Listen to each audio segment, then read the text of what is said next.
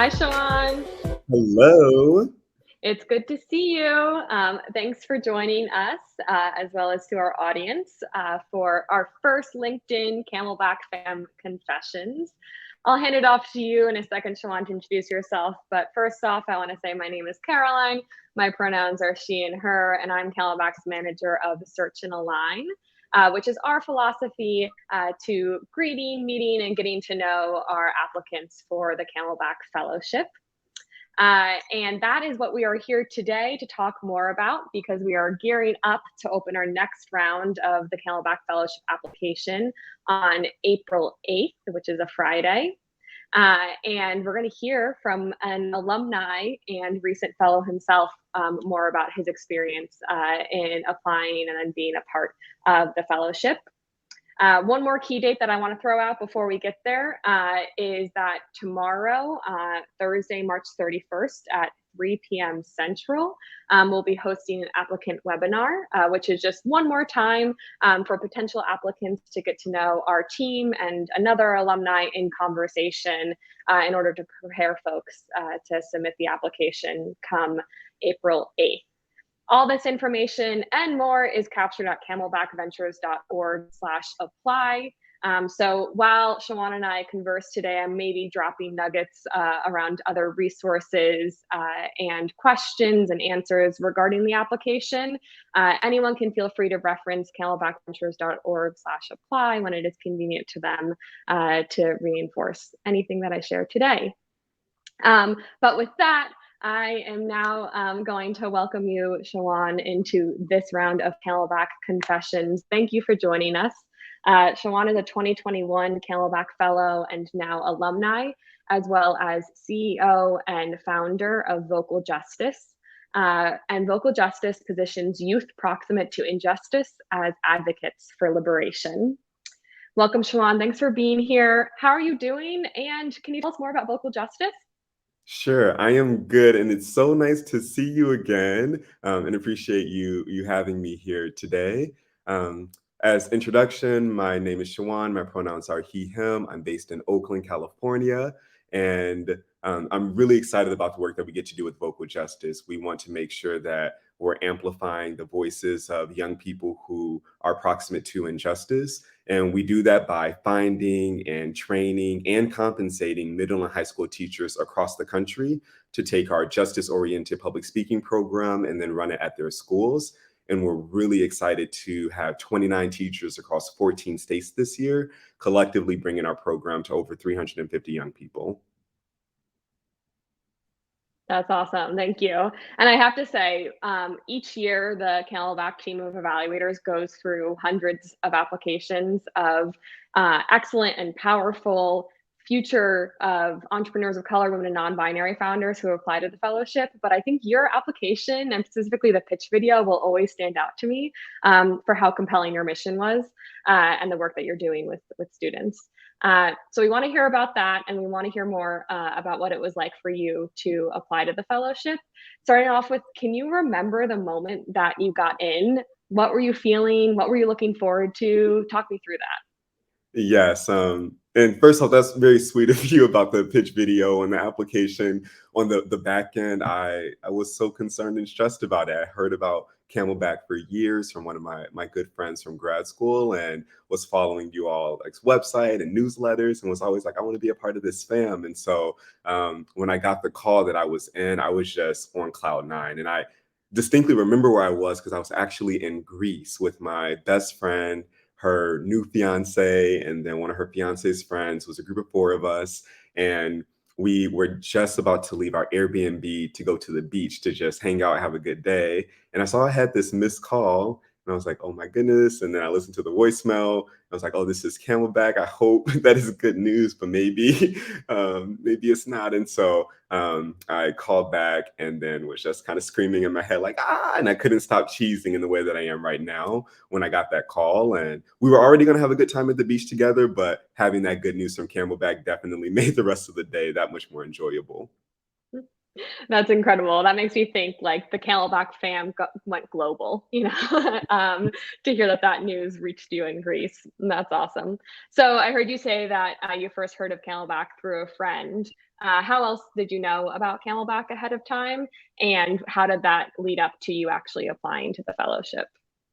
Yeah, so I heard about Camelback in a few ways. One was through a friend in grad school who heard about the fellowship opportunities when I just had a really, really early stage idea. I hadn't run any pilots, was just talking to a few people, and she put it on my radar. And so I kept it in the back of my head as something to look out for.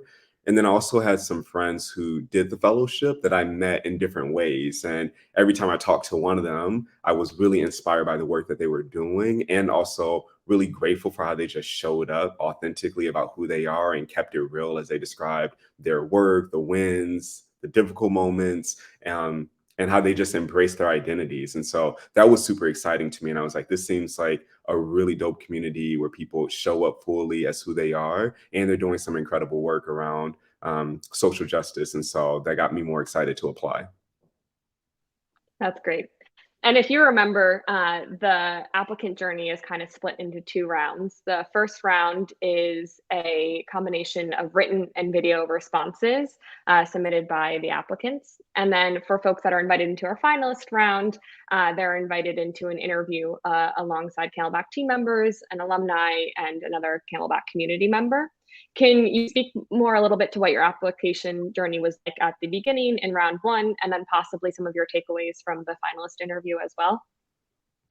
Yeah, so the written application, I remember thinking this is an intense application, but it's all of the questions that I need to be thinking about as I build my organization. And so it was actually, while it was a lot of time that I put into the application, it was actually good for just my own organization. And I remember telling myself, even if Camelback doesn't come through, just going through this process of reflecting about how we should be articulating our mission, how we should be building our team, who I am as a leader is going to lead to positive outcomes no matter what. That said, it was a lot of time in a Google Doc where I was just drafting all of my responses and trying to figure out how to sell the mission and why this work matters so much to me. And then there was a video component, which the perfectionist in me was coming out, where I was like, okay, I'm going to record this video. Oh, I need to start over. I need to start over. And then at some point, you just have to say, look, I'm talking to people who are people. And so it does not need to be a perfect script. It does not need to be something that's so put together and professional, if you will. It just needs to be you. And so I definitely had to do a lot of that self-talk with myself to just make sure the videos were true to who I actually am. Yeah, I mean, you're dropping so much knowledge right now. So I don't, I'm going to double down on a few things that you've shared. First is that this is a real value of Search and Align and our work that we do is that all applicants, no matter whether they're accepted into the fellowship at the end of their time with us or not, feel like there's been some value added to their venture or leadership development because of their experience in applying. And so we think really critically about what kind of questions we ask so that it feels like a constructive exercise for applicants to be responding to those questions. So I'm glad that that was your experience as well. And then you've just named some awesome tips. The first of which is drafting your applicant responses in a Google Doc ahead of time. We feel like that allows folks to best be able to draft, revise, and get feedback in a pretty dynamic way. And it ensures that you have those responses stored offline in case that there are any technical difficulties in actually submitting them to our application platform. So thanks for lifting that.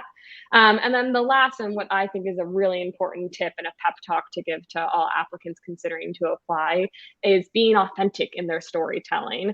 And we know that that can be challenging because of some perfectionist tendencies when it comes to the video responses, but the Camelback team is really looking to get to know you and hope that our applicants can show up as their full and complete selves and feel like the modality of the video responses particularly allow someone to do that. So I'm glad to hear that that lines up with your experience. Anything you want to share about your time in the interview portion as a finalist?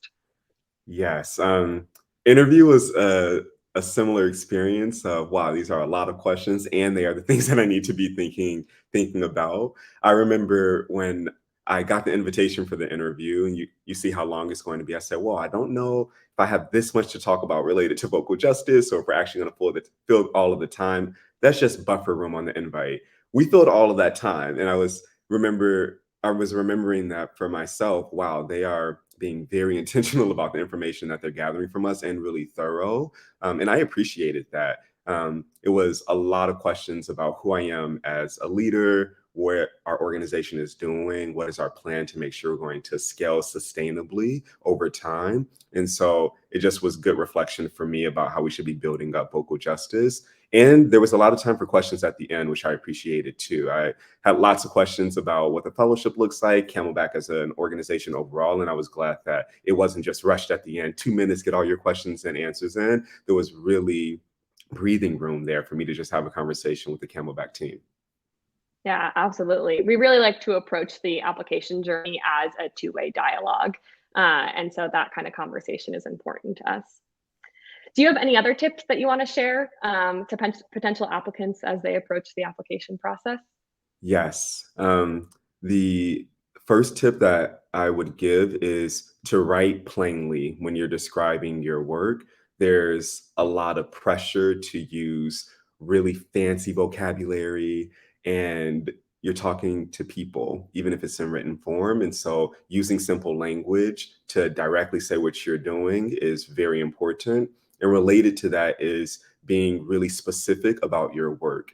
And so while it is important to have a high level idea of what you're doing so that you can state that mission statement succinctly, it's also important to be able to bring that alive with a few examples of what your actual work looks like from day to day, so that a reader can say, oh, I get what this person is doing. I think the second tip that I have is to make sure the why shows up throughout your application. A lot of people are doing related work, but people have different reasons for what's bringing them alive when they do that work. And at the end of the day, Camelback is making an investment, not just in the ideas, but also in you as an individual and your leadership and the contributions you can make to a whole range of issues. And so being able to articulate what brings you to this work is really important. And then next piece of advice I would give is to have a friend or someone who doesn't know your work too well look at your responses.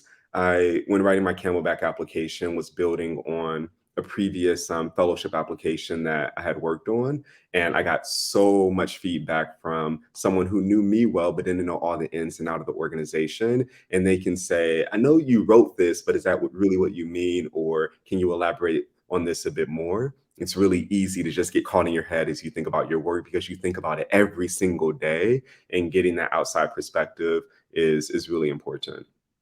Yeah, thank you so much. Those tips were golden, and I'll repeat them back too, so everyone make sure that they have them written down. The first was to write plainly. The second was to center your why, and the third was to have a friend or someone else that you trust review your responses. Could not agree more with all three. Definitely a recipe for success in applying to the Camelback Fellowship. So now I'm going to ask you to take off your applicant hat and put on your fellow hat. As I shared earlier, you completed the 2021 Camelback Fellowship, and I want you to think about that experience. As you know, but for everyone else, the Camelback Fellowship offers 40K in capital, executive coaching, the Camelback fam community, as well as connections and curriculum. We know a lot of C's, that's a whole five. But Shawon, can you think about which C was most impactful to you and your venture during the fellowship? It's hard to choose just one, but I would say coaching was especially helpful for me. I had an incredible coach, Dr. Abby, who I had calls with every week. And it was really nice because at the time that I started the Camelback Fellowship, I was getting ready to bring on my first employees. And I hadn't thought through what should their onboarding look like? How can I make sure that we have a clear articulation of their 30, 60, and 90-day goals? How can I establish an organizational culture that's going to help people do really good work and feel included, and make sure that our processes are equitable? And these are all things that I was able to talk through with my coach. And what I appreciated is that I didn't have to come in with a really formal agenda. We just hopped on a call, and she would just say, what's top of mind for you? And I would just talk to her about how I was feeling about being a first-time manager for full-time employees, the burden of trying to establish an organizational culture and what can that actually look like. And she just gave really helpful insights about what she was hearing from me and playing that back, and then also sharing some of her own experiences being a formal school leader and working with other people in the education space. And I thought all of that was a huge win for me. And I was grateful that we were able to continue some of our calls after the fellowship ended. And even though our formal coaching calls have ended now, she's definitely somebody who's very much in my corner. Yes, shout out to Dr. Abby. She is incredible. And so blessed to have her in our Camelback fam. Are there any other experiences during the fellowship that you'd like to highlight? Yes. I think the other big C that I think about is around connections and, well, community, I guess I would say, the Camelback fam, and the connections that you get from that. I loved all of the other Camelback fellows that we had, which wasn't a surprise because I really enjoyed the people that I met a couple of years before applying to the fellowship. And I just really liked that we had a space with other fellows to just have real talk about what are some of those really difficult moments as a founder. And that was especially important to me as a solo founder. I don't have a team of people in the same role who I can talk to about that same experience. And so being part of a community with people who are also thinking about how do you hire people? How do you think about compensation? How do you think about fundraising? How do you think about building your brand and all the pressures that come with that? And so it was nice to just have that safe space to be open and then get some experience, share some other people who are in a similar seat. Yeah, thanks for sharing that. I always light up when I get to talk about our community as well. And it's an appropriate place for us to wrap up with as well, because I want to ask you what you hope for this Camelback fam of ours as we continue to grow and look for our next class of fellows to welcome into the community. Yeah. It's a big question. I think what I hope for the Camelback fam is that the strengths of the bonds that we have amongst each cohort class can also be translated to connections that we have with alumni and also with classes that are coming behind us.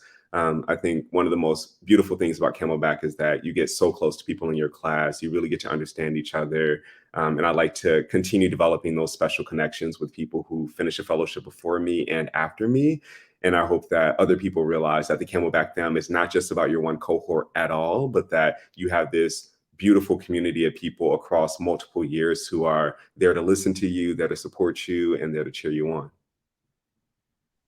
Amazing. Yeah. And Shawon, I cannot thank you enough for continuing to be such an engaged member of the Camelback fam as an alumni. To our audience and potential applicants, you may see Shawon again as perhaps your interviewer, should you make it to our finalists in the next cycle, as he'll be supporting us in our evaluation and selection responsibilities. So exciting to see the way that we continue to grow together and be more inclusive in who shapes this vision alongside us for more livable communities. Well, I'm going to wrap up with a couple of more points about the Camelback application. If you're still following along, I'll highlight those 3 key dates again. The first of which is tomorrow, Thursday, March 31st. We'll be hosting an extended application webinar on Zoom from 3 to 4 p.m. Central. Which should cover everything you need to know and more about the Camelback Fellowship and application. And that will prepare you for Friday, April 8th, which is when we open the application portal so that you can begin submitting your responses. And that will close on Monday, April 25th at 10 p.m. Central is the last day to apply to the next cycle of the Camelback Fellowship. All these key dates are summarized on camelbackventures.org/apply, which has all of our resources, our FAQs, our criteria, the questions that are in the application. If you are an applicant looking to apply, I recommend you go there now and sign up for our interest form. That is how we communicate with applicants and share all the updates and the news as we approach this next cycle. But I just want to end again with lots of gratitude to you, Shawon, to our Camelback fam, to our followers, to everyone who joined us today. Thank you for being a part of this beloved community, and I am looking forward to what's to come next. Thank you for having me. Good luck to everyone who applies, and definitely take advantage of those resources on the Camelback website. I spent a lot of time going through that and found it helpful. Awesome. Thanks, Shawon. Take Bye, care, y'all. everyone. Have a good day.